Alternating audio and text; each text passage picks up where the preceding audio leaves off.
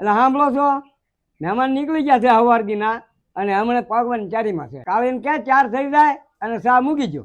એટલે હું કરો બધા ભાઈ? આવો આવો આવો મહેમાન આવ્યો, આવો આવો ભાઈ આવો. અરે બેટા કાળી 4 થઈ ગઈ, મહેમાન તો આવી ગયા છે હો. ચા થઈ જાય એટલે બહાર આપી દેજો. કા મહેમાન થવો તો મજામાં ને? બસ શાંતિ સહી. તો સૌજીભાઈ કે સંબંધ છે ધ્યાનમાં, તો હું ગોઠવો અંદર હશે થાય. એટલે ભાઈ એ તો એકાબીજાને ગોઠે તો સંબંધ બદલાય એમાં. આ જો અમારો રઘો આવી ગયો. એલા ભાઈ ચશ્મા તો કાઢી ને. જો દાદા આ અમારો છોકરો આ છે મુરીદ છે. છોકરો તો સારો છે બેટા કાળી, ચા લઈને બહાર આય. જો બા આ મારી દીકરી બસ બસ બસ બસ. જાજુ ભણેલી નથી પણ કામકાજમાં ક્યાંય પાછી નહીં પડે. હા ભાઈ દીકરી તો સારી છે. તો હાલો આપણે બહાર વાત પતાવી. હાલો. કા ભાઈ કેમ છે? ધ્યાન પડ્યું કે? ખુલીને વાત કરજો. હા ભાઈ છોકરી તો બહુ સારી છે, પણ તમે એક કામ કરો ને, રઘાને બહાર બોલાવીને પૂછી દો. મારી યારે શરમાય, મારી યારે સરખી વાત નહીં કરે, એટલે એ તમને બધો જવાબ દે. બરોબર? તમે એને બહાર બોલાવીને પૂછી દો.